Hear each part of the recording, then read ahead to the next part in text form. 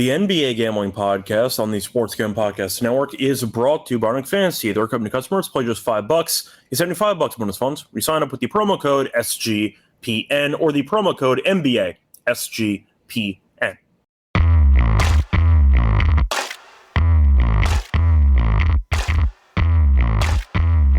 And welcome, everyone, to the NBA Gambling Podcast here on the Sports Gambling Podcast Network. Currently Friday morning, December 26th, around 11 a.m. Eastern. I'm your host, Scott Rochelle, going solo for this pod. Was supposed to be with Lanta. Unfortunately, he got called into work for Friday, so instead I'm going to go solo for this show. Either way, though, once again, a lot of games to get into. I know a lot of teams were off on Christmas, so we're going to get into all of the games in a minute.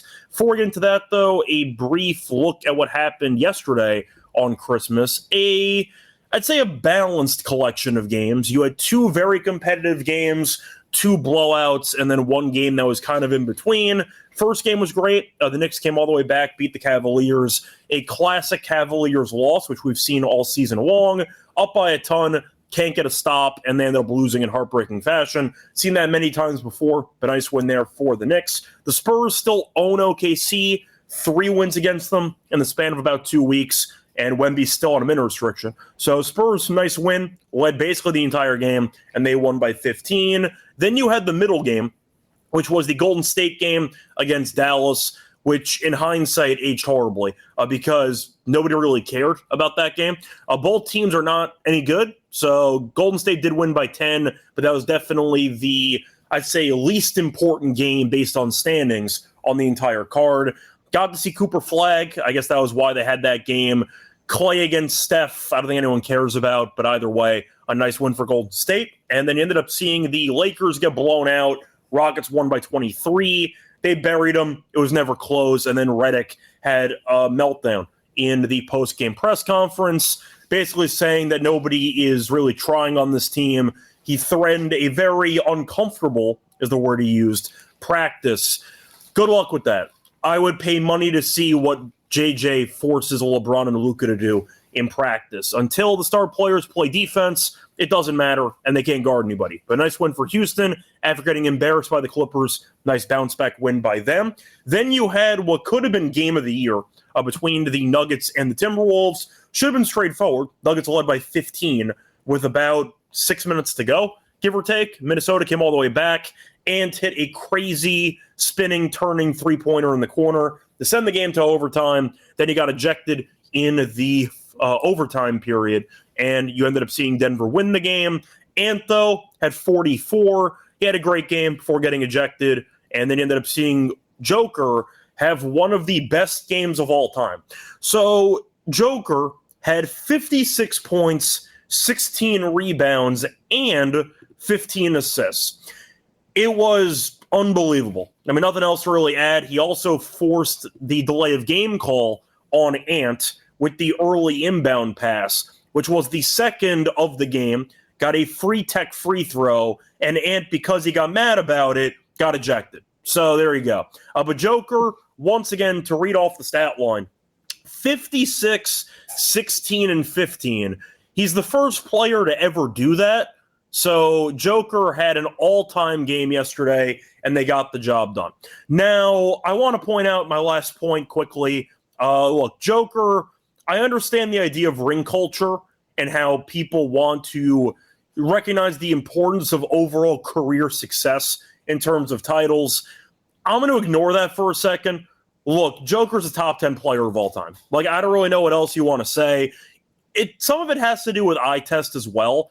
But Joker is assuming he's going to finish top 2 this year in MVP voting again.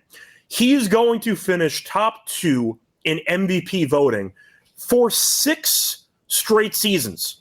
6. He's a top 10 player of all time. I don't give a damn about the one ring.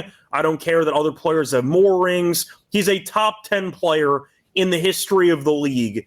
And I feel like people just automatically dismissing that claim is absurd. I get people have more rings than him. I don't care.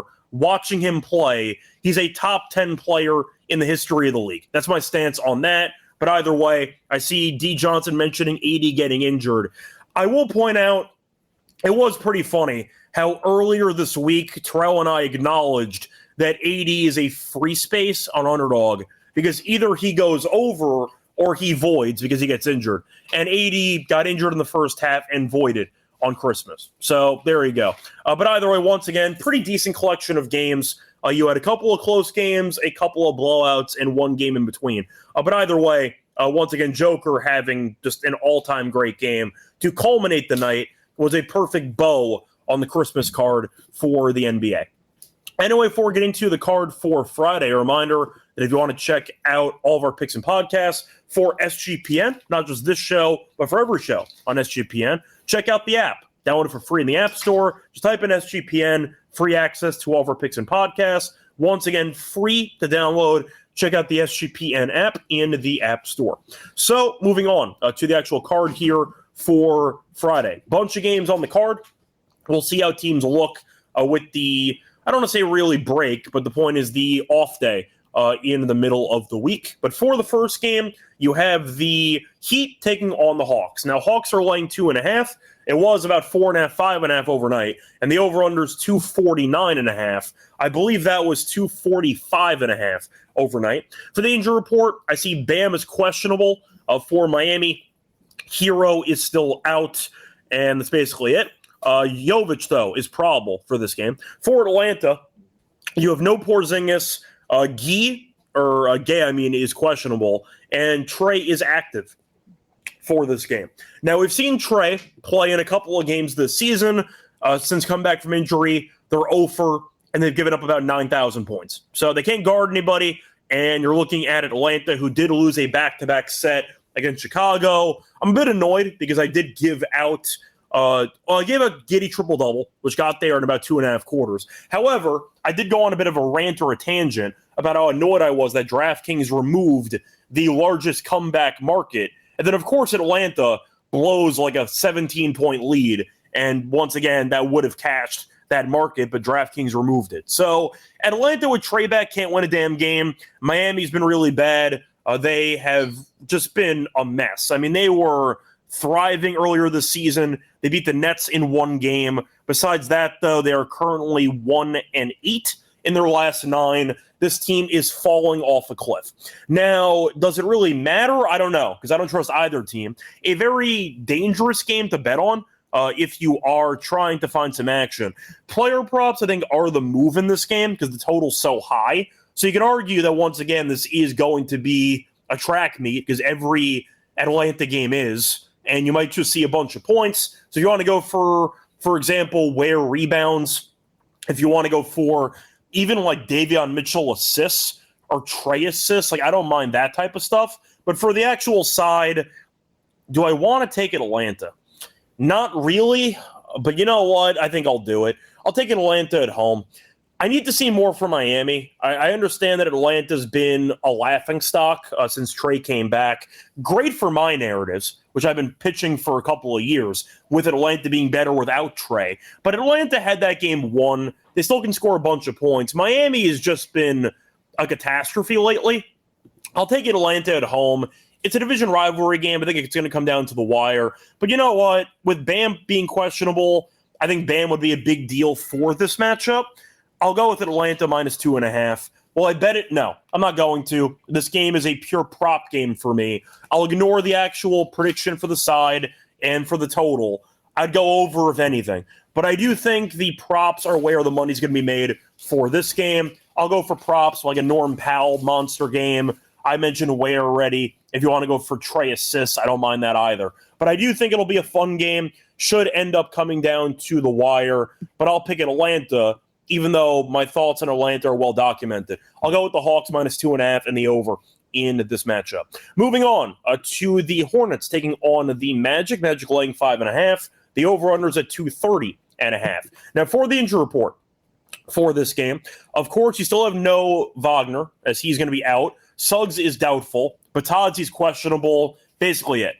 For the Hornets, you have no Cockbrenner, you have no Plumlee, and you have no Grant Williams, which means it is the Diabate show, because he's the only center they basically have on the entire team. LaMelo, Knipple, Miller, Bridges, they're all active, and we'll see what happens. Now, for Orlando, starting point guard might be a question mark. Right now, I see Tyus Jones, We'll see if that's actually going to be the starting lineup. We'll see. But you still have Banchero, still have Bane, still have options at the guard position. So we'll see if Bane plays a de facto point guard, shooting guard role, or Black maybe takes it and maybe they end up using like a Jet Howard or somebody for floor spacing. We'll see what happens. But Charlotte is the healthier team at this point in time. The thing is, do I think Orlando is going to lose at home where they've been great so far this season? At the Kia Center, they're 10-4 straight up. Charlotte is 3-12 on the road. Yes, I know that Charlotte did end up getting a win in their last game. We know the Wizards stink. The Wizards are arguably the worst team in the entire league. That win means nothing to me. To point out the actual road record recently, they did play 2 road games this past week, did lose to Cleveland, and did lose to Detroit. So Charlotte has not been good on the road. Orlando's been good at home. I think Charlotte hangs in there in this game, but I think I am going to take Orlando. I think that the home crowd actually plays a factor. I do think that the home record speaks for itself. Charlotte is an abysmal road team. I'm not going to overreact to one Charlotte win against the Wizards. So I'll fade them on the road until they prove me otherwise. Give me Orlando to find a way defensively to lock in. And I think Charlotte, of course, cannot guard anybody. So I don't mind going for Charlotte to maybe make a half close, but I think eventually Orlando breaks away, and I think they'll win by 8 in this game. Besides that, though, I see some comment section picks here. I see Ware over 11.5 rebounds. I mentioned that too, Free. I do like that quite a bit. I see Free Sauce mentioning Ricochet over 1.5 threes.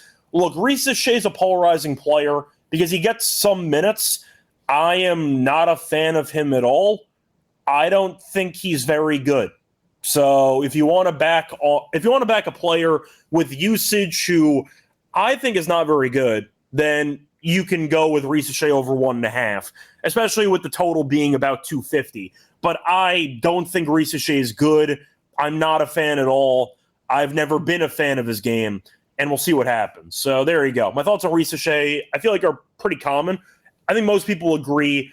As a former number 1 overall pick, not very good. I think that's kind of how most people feel for this one. Anyway, I'm moving on to the next game. You have the Raptors taking on the Wizards. Now, the Raptors are laying 6.5. I believe that was 8.5. The line did drop overnight. And the over-under is 226.5. Now, for the injury report, Washington is actually pretty healthy. No Whitmore. You have no Kispert, but everyone else is active. For Toronto, Barnes is questionable. Murray Boyles is questionable. You have no Barrett, and you have no Pirtle. So actually a pretty shorthanded Toronto team if Barnes is unable to go. So I'll see what happens, but it could be a very shorthanded Toronto team that might be missing basically 3 starters. So we'll see what happens with Barnes. We'll see if he ends up suiting up. Now, the Wizards, we know, can be competitive occasionally, but for the most part, this team stinks. They are 5-23. Now, Toronto has not been very good lately. And yes, they were able to beat Miami as they won by 21. But right now, just for reference, they are currently 3-6 in their last 9. Not very good. Now, I do think defensively, they still can give Washington problems. I don't know if I feel great about betting this game at all. But the Wizards have been okay early in games. The issue is the fourth quarter, where they just completely unravel, and it looks like they're punting games. Like, they've been that bad in the fourth quarter. I don't mind the Wizards' first half, actually, if Barnes does not play. If Barnes is out, I don't mind taking a flyer on the Wizards' first half. If Barnes does play, I'll probably take the Raptors, but without having actual certainty about Barnes' status, give me Washington first half in this game. Think they can start off hot. We'll see how CJ and Middleton look by comparison. But I do think that the Raptors, with Mamukashvili at center, I think Sarr can have a solid game on the boards. I do think that Washington has some talent, at least by comparison to Toronto being shorthanded. I'll go Wizards first half in this game. I'm still not a fan of Toronto's shooting. I think that their three-point shooting is abysmal. And I do think that Agbaji and Dick have not been very good this season. So based on that, I'll go with the Wizards' first half as kind of a bolder pivot for this actual game. Moving on to the next game, you have the Celtics taking on the Pacers. Celtics laying 8.5 on the road, and the over-under is around 221.5. Now, for the actual injury report for this game, for the Celtics, looking at the actual names here, of course, Tatum's still out. That's basically it. No Boucher, but Walsh is probable. Jaylen Brown's playing. Everyone's back. For Indiana, you have no Isaiah Jackson, no Nesmith, no Shepherd, and no Toppin, but Matherin's playing, Huff's playing, Siakam's playing, Nembhard's playing, etc. Now, a reminder that the Pacers screwed me over in the last game because I had the Celtics wire to wire against Indiana, and the Celtics no-showed the first half. They did come back and win. They were down by about 20, came all the way back, almost covered, actually, and they ended up winning by 8. But the point is Indiana was competitive in that game, did end up losing, and then they played Milwaukee and got buried as they lost the game by about 17. Indiana has been better at home than on the road this season. 5 of their 6 wins have been at home, but Indiana has lost 6 in a row. This team stinks. Now, it comes down to Boston's focus. They no-showed the entire first half in that first game against Indiana, which ruined my lock. Now, they did wake up. They came back from 20 down and won by 8, so they went on a massive run in the second half. But the question is, does Indiana bring it again, or does Boston build off that second half and run this team out of the building? I'm going to go with option B. I think Boston runs them out. I think Boston, remember, had hit some shots in the last game. A solid, once again, performance by the bench. Missoula pulled everyone because nobody was giving effort, and the bench came in. Shireman, Simons, all those guys got run, and they played very well, and they were very important to changing the actual complexion of the game, and that was the spark they needed. I'm hoping with Jaylen Brown and with company back in the lineup, the Celtics come out early. They don't no-show the first half again, and I think that if they hit enough outside shots, they're going to be able to run away with this. I'll go for Boston in this game. Give me the 8.5. I think Boston ends up covering. Indiana, another really bad team. I think they're better than Washington. Once again, not saying anything there, but I do think that Boston will look sharper earlier in this game compared to the last game against this team. So give me Boston minus 8.5. The over-under is tricky because the last game was a rock fight, and I'm not sure Indiana can actually score, which makes it pretty tricky. But Boston could, in theory, drop like 125. That's possible, too. So I don't mind Boston team total over for this game as my thoughts on the total. Anyway, before we get into the remainder of the card here for Friday, a reminder, they're brought to you by Kalshi. So if you're interested in joining a real money prediction market available in all 50 states, check out Kalshi. Trade a bunch of markets in sports, the NFL, college football, college basketball, the NBA, NHL, and more. Plus, you can also trade props like first touchdowns. They also have options that are not sports related. Check out politics, entertainment, and even the weather. And a reminder, if you want to sign up for Kalshi and you're brand new, get $20 if you sign up with the code SGPN at sign up. That's Kalshi, K-A-L-S-H-I, promo code SGPN for a free $20 at sign up. We're also brought to you by Onyx Fantasy. If you like pick 'em entries, chance to win 5,000 times your entry. They have you covered for the holiday season with Underdog Unwrapped. Bunch of promos all throughout the holidays. So if you want to get some profit boosts, check out Underdog there with their Unwrapped promo. And a reminder, if you're actually new to the platform, they have a new offer for new customers. Play just $5. You send you $5 bonus funds when you sign up with Onyx Fantasy with the promo code NBASGPN. Welcome back, everyone, to the NBA Game Podcast. Finished going through the first couple games for the Friday card. Time to move on into the next game on the slate. Moving on to the Sixers taking on the Bulls. Bulls are laying 1.5. The over-under's at 240.5. For the injury report for this game, Embiid is questionable. What else is new? Edgecombe's questionable, and Barlow's questionable. Besides that, Watford and Oubre are out. Grimes is questionable. So a bunch of guys are maybes for Philly. We know that Embiid did kind of get injured again in the last game. He finished it, but anytime Embiid hits the ground, you hold your breath, and we know Philly's definitely concerned. They've limited him all season, and he's still getting injured. So I do not expect Embiid to play. If not, I think Drummond kills Vucevic on the boards in this game. We'll see what happens. Now, I do think Chicago, who's fully healthy, by the way, has played better. Main reason they finally stopped playing Patrick Williams, and what do you know, the team looks better. So there you go. Now, Chicago, we saw, had a great start to the season. Then they went into complete free fall. Since then, they've been quite good. They've won 4 in a row. Beat Cleveland 2 times in a row, then beat Atlanta 2 times in a row. The rare back-to-back games against 2 straight opponents, very, very weird. 2 straight against Cleveland, 2 straight against Atlanta. But you know what? Wins are wins, and they have played better lately. So this game's kind of tricky. The truth is, I like Chicago's chances more if Embiid plays in this game, because I think Embiid's compromised, and I think that he can't really move. So I think I'm going to go Chicago anyway in this game. I understand if you want to blindly take Philly because you don't want to lay points with Chicago, who's been abysmal as a favorite this season. I get it. But with all the injuries that Philly has, with Edgecombe being a maybe, Grimes off the bench being a maybe, a lot of guys are potentially going to be sitting in this game. And Chicago is fully healthy, but benching Patrick Williams has actually done a lot for this team. And I do think that Billy Donovan's done a good job at messing with the rotations to try to find something to stop the bleeding. And they've won 4 in a row. So give me Chicago at home in this game. Do I feel great about this matchup? Not at all. But I do think that Chicago is a team that right now has been trending better, at least based on the injury status of their key guys, etc. I'll go for Chicago in this one, -1.5. I don't mind the over. I think you might see a high-scoring game. But either way, if Embiid is out, give me the Drummond rebounds, and I'm not going to hesitate at all. I think Drummond's going to kill this team on the boards if Embiid sits in this matchup. Moving on to the next game, you have the Bucks taking on the Grizzlies. Grizzlies laying 5.5. The over-under is 227.5. Injury report for this game. Really only one injury that matters for Milwaukee. Giannis is still out.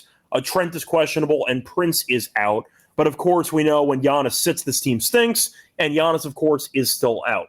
For Memphis, Ja is a maybe. Coward is a maybe. Besides that, you're missing Edey, you're missing Clark, you're missing Jerome, you're missing Conchar, missing Pippen, and missing Vince Williams. So a bunch of guys are out. Ja and Coward are maybes. Now, Memphis played well in their last game. It was a very interesting game on the schedule because we know Utah at home has been very dangerous, but they were able to win that game by 9, scored 137 points. That's a nice job by them. Now, for the actual home road splits for these two teams, Milwaukee's been awful on the road. They're 4-10. As for Memphis, they are currently 2 games under overall. They're 14-16. They're 2 games under at home. So they're actually better on the road than at home this season, but historically speaking, they are pretty good in the FedEx Forum. Now, for this game, it's tricky because I really don't want to lay 5.5 with Memphis. Then again, I think Doc's lost the entire locker room. He's throwing guys under the bus after every single game. They are bad without Giannis. Shocker, Miles Turner's been invisible. I feel like you've forgotten that he's on the team at this point. Milwaukee's not any good. Memphis, I will give props to their head coach, who he called out earlier this season. Once Ja got injured, they picked it up a little bit. I know Edey getting hurt kind of killed a lot of the momentum they had brewing because Edey was so good for this team. We'll see if Ja and Coward play, but I think I'll lay the 5.5. Milwaukee is a complete no-touch team for me. I am not interested at all. I tried to make a case for them against Indiana I made a case for Indiana last game, and Milwaukee showed up. So I just can't get this team right at this point. But 4-10 on the road is, of course, not good. I'll back Memphis. They play hard. It's mainly Doc Rivers just having no actual pulse on his actual team. And he keeps throwing guys under the bus, which is not a good look. So I'll go for Memphis, but I'm going to pass on this game personally. I'm not interested at all. I think it's a game that if you want to find some value on, maybe a live bet. If Milwaukee starts off hot, we'll see if they cool down.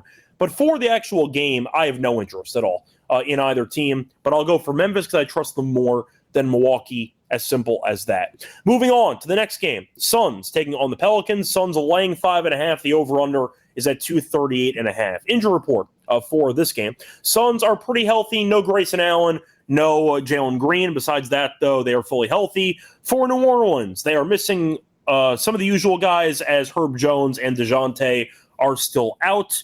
Besides that, Poole is questionable for this game. And, of course, since it is the Pelicans, I have to manually search up Zion just for updated information. Zion came off the bench last game, played 21 minutes in a blowout loss, and I've seen nothing regarding an injury, so Zion should be playing in this game, so keep that in mind. Now, New Orleans, once again, has been better lately. Now, they got curb stomped by Cleveland in their last game. It was not pretty.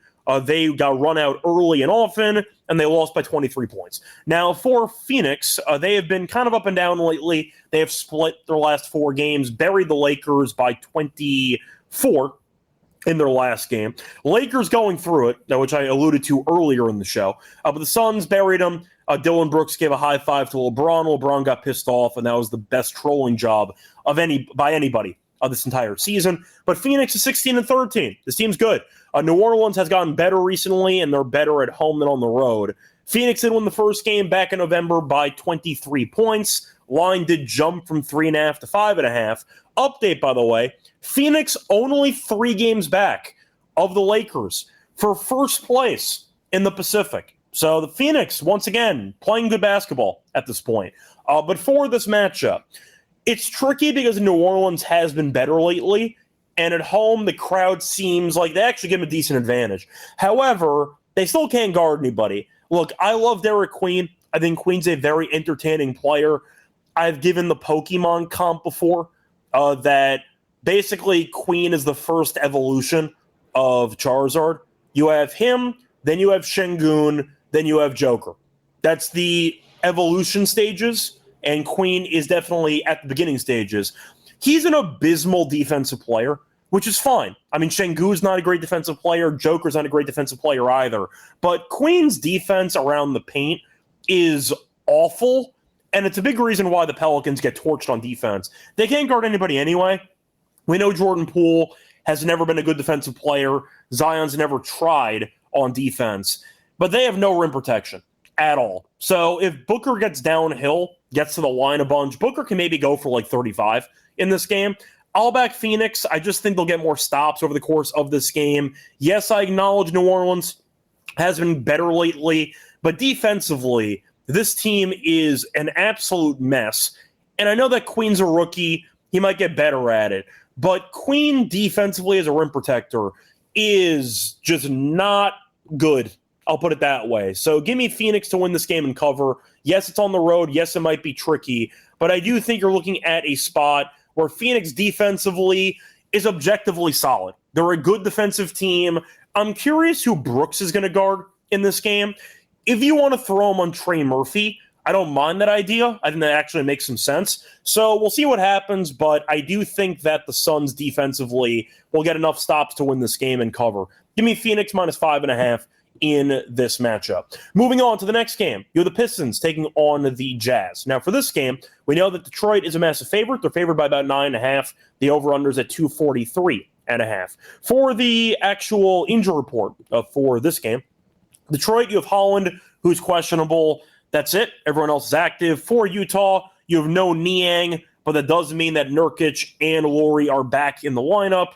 So we'll see how, once again, Utah looks at home with the full squad. We know at home this season they've been very good. Now, Detroit, we know, is really, really good.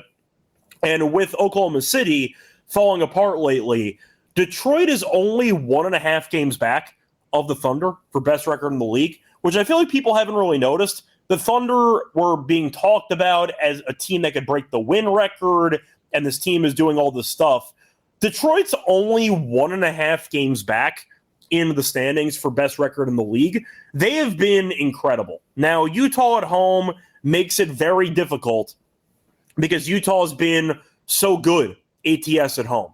Now, we saw them lose last game to Memphis. Once again, a couple of people didn't play, so keep that in mind. But I do think Detroit is simply put the better team. Based on record, they're a top 2 team in the league. I think you'd argue that if it was a playoff series, you might take Denver against them. You might take San Antonio against them. But Detroit's proven they're definitely a top 5 team in the league. And Utah is not that. So If Utah hangs in there, I wouldn't be surprised because they have been very good at home. But based on Detroit, who's been good lately, they're an overall elite team right now. I'm going to go with Detroit, minus the 9.5. I think Cade might walk into 35-10. I think that's possible. I don't think anybody on Utah can guard this team. I think Duren is a pretty bad matchup for Nurkic because Duren's a great athlete. He can run the floor. Nurkic can't do any of that. So if Detroit actually pushes the pace and forces Nurkic to run, there will be a bunch of transition chances for this offense, and I do think you'll see a bunch of points. So I'll go with Detroit to get the job done here. Yes, I know it goes against the general rule, which is blindly backing Utah at home. I don't mind the over in this game. I don't mind Detroit team total over, actually. It's a high number, I get it, but we just saw Memphis go into Utah and drop 137. I think Detroit with Cade can have a monster game. Maybe a triple-double watch for Cade. We'll see, but I think Detroit has a solid team overall. The chemistry's on point. They've been rolling lately. I like how they've been playing. Give me Detroit minus 9.5. Don't mind the team total over. I think you might see a high-scoring game here. But I think Utah might get killed in transition defensively. So I'll go with Detroit. In this one, I see free mentioning Laurie PR. I don't mind that. I mean, Laurie's a machine. The fact is, Utah, whenever they sit him and play in the game after, he tends to play quite well, but it is what it is. I see Daniel asking, what about Lante and Terrell? Terrell can really never do Fridays. He's always busy. Lante got called into work, actually. So he's working on Friday after Christmas, which sucks. But either way, Daniel, nothing we can do. Lante couldn't make the show, so he had a last-second fill-in at the office, so I'm going solo for this show. Moving on to the next game. Next one, looking at the board, you have the final game on the card. Clippers laying 1.5, taking on the Trailblazers. The over-under is, once again, 226.5. Now, the Clippers look good without Zubac in their last game. Killed me, but they were able to bury Houston as they won by 20. Portland, we know, has been pretty underwhelming lately. They did lose the last game to Detroit. They hung in there. Massive comeback, ended up falling short. Then they played the Magic afterwards, and they lost by 4. So they had won 3 in a row, got bailed out against Sacramento as they got the foul call at the end of overtime. But either way, they have not been very good lately. They're currently 3-5 in their last 8.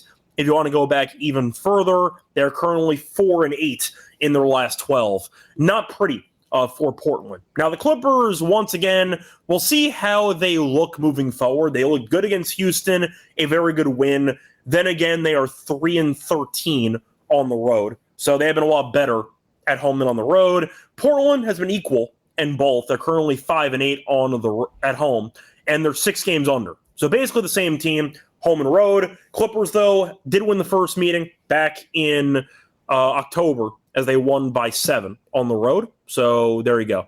Anyway, or was that at home, actually? That was at home. So for the injury report for these two teams, Clippers, Zubac is still out. Chris Paul is still on paid vacation, and Derrick Jones Jr. is still out. For Portland, I see Murray is questionable. Grant is out, Scoot is out, Drew is out, Tyball's out, and Wesley is out. So it really comes down to your thoughts on the Clippers. Did they find something against Houston where Kawhi had 41 points, or is that a one-off and they're going to revert back to being the bad Clippers on the road and Portland wins the game? You know what? I'll go Clippers in this game. I have issues with both teams. I do think that both teams are untrustworthy. But the Clippers actually did end up looking pretty good against Houston last game. Portland, I think Splitter has been pretty okay for a last-second fill-in head coach. The fourth quarters have been pretty ugly for this team. I know they almost had the massive comeback against Detroit, but for the most part, they've not been great with closing games out. I'm not really a big fan of the Trailblazers' form right now. And with the injuries they have, the Clippers, yes, I know Zubac being out's a big deal. But besides that, they're pretty healthy. I'll go with the Clippers in this game. I'm not going to bet the Clippers. But I do think that if I had to pick between these two, I'd go with LA for this game. I'll go with the over. I think you'll see some points. I know Zubac had a great season, but with him being out, it does increase the spacing. They played a bit faster against Houston. I think you might see a bit more pace than expected. I don't mind the over in this game, but I do think that'll go with the Clippers minus the 1.5 in this road game. Anyway, that's going to wrap it up for all the games on the Friday card. Before we get into the lock and dog picks, a reminder they're brought to you by our sponsor, which is Novig. If you like prediction markets and sports, check out Novig, rated #1 in America out of all the sports prediction markets. And a reminder, if you want to check out Novig, a great sign-up deal with us. So download the app, get $50, and you spend just $5 if you use the code SGPN at sign-up. That's, once again, Novig, promo code SGPN. We're also brought to you by Rhythm. They've been great this NFL season, especially on props, so check them out for NFL. They also have college basketball. You can check out the models. You can build your own, copy one from the leaderboard, or check out the house model. So if you want to experiment with models and sports betting, recommend Rhythm, a great introduction to that type of, once again, predictions with sports.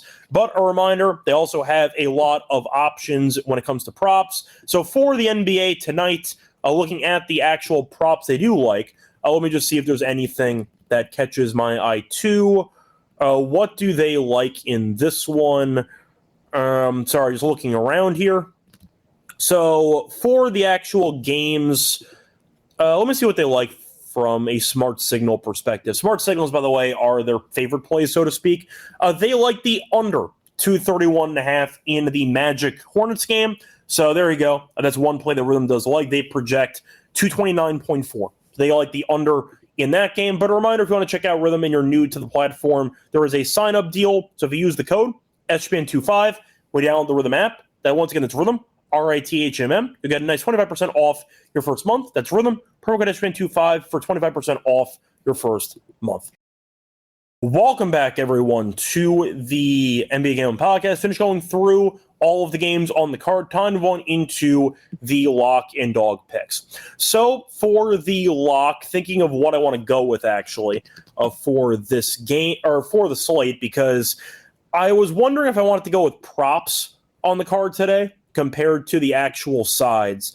But you know what? I might just make a case for the actual sides and totals for the games today. So for the lock on the card, I think for the lock, I'm going to... Do I want to go with the Clippers, actually? As dangerous as that sounds. I've roasted the Clippers the entire season, but I'm a bit optimistic on how they played recently. So I might take a bit of a bolder stance there. You know what? I'll go for it. If the Clippers end up losing, all of you can laugh at me, which is a nice deal for you guys. But I'll take the Clippers, minus 1.5 on the road. Good response without Zubac. They could have rolled over. I like the quotes from Kawhi and company lately. Ty Lue's, I'd say, game plan when it comes to looking at the future of the season was to start back at 0. Basically say whatever happened already didn't happen. We got to win X amount of games. Let's go for it. And apparently the Clippers bought into it. So we'll see how they play, but the energy was there. Portland has not been good lately. A lot of injuries. I mean, Grant's been very good for them this season. He's not available. Robert Williams might not play, so center depth is a concern in this game. I think that Kawhi is going to have a monster game here. I like the matchup, actually. I'll go Clippers minus 1.5 as my lock for the show, even though I acknowledge that the Clippers are a team that can really just torture you. But I'll go with the Clippers in this one. For the dog on the show, do they have Drummond props listed? Because once again, Embiid might play, so we'll see. They do not have Drummond listed, which is pretty annoying, because I did want his double-double for this game. I might go back, actually, to the Atlanta and Miami game. Do I want to go for an alt rebounds line on Ware? Because if Bam doesn't play, Ware is going to have to play 30-plus minutes, and he's a monster rebounder. The problem is his default line's at 12.5, which makes it kind of annoying. But you can find 13.5 at plus 134, which I know is technically a bit too low on this show for the dog. But you know what? I'm going to go for it. I think it's a overall good number. I think that it's a good matchup, especially if Bam doesn't play. And I do think that he's just an objectively great rebounder. I'll go for it. Give me Ware over 13.5 rebounds as my dog at plus 134. Moving on to the underdog entry for the show. So for this one, where should we start? Let me see if underdog has Ware at 13.5 or 12.5 rebounds. I believe they have 12.5. I'll go for that. Give me Ware higher, 12.5 rebounds to start this underdog entry. Moving on to some other people that caught my eye. Who else do I want to go with for the card here? I like Booker points, actually, in this game. Do I want to go for the PA instead? I might go for the PA, just pick Phoenix to score a bunch of points because the Pelicans can't guard anybody. And if they do so, we know Booker's going to be involved. So Booker PA is at 33.5. I like it. He's at 34 plus in 2 of the last 4. He had 21 and 11 last game. He got pulled early against the Lakers. He would have gone over if he did not get pulled. And New Orleans has been allowing a bunch of assists to point guards this season, which has been Booker's basically adopted position at this point. Give me Booker, a higher 33.5 PA as the second choice for the underdog entry. And for the last option, for the actual entry, sorry, just looking around, seeing if there's anything else I wanted to consider. What do I want to go with for this one? Do I want to go Diabate rebounds? I mean, Cockbrenner's out. They don't really have any backup centers at all. I mean, that's an option. I don't mind that, potentially. Yeah, you know what? I had Diabate actually in a parlay last game against Washington, and he had a double-double in the first half. I'll go with it. Give me Diabate rebounds. I'll go for the higher 11.5. So once again, the 3-pick underdog entry, we're going to go with Khalil Ware higher, 12.5 rebounds. We're going to go with Devin Booker higher, 33.5 points and assists, and Diabate on the Hornets higher, 11.5 rebounds. Anyway, it's going to wrap it up for the show. Back once again on Monday. Apologies, we had to do a solo episode, but once again, Wante could not make it. Support the show at, I should say YouTube, Spotify, or Apple at NBA Gambling Podcast, SGPN. And a reminder, you can also check out the actual podcast on Twitter at NBA SGPN. Till next time, good luck to all of you and all of your bets. Bye, everyone. Basketball, gimme the ball because I'm gonna dunk it!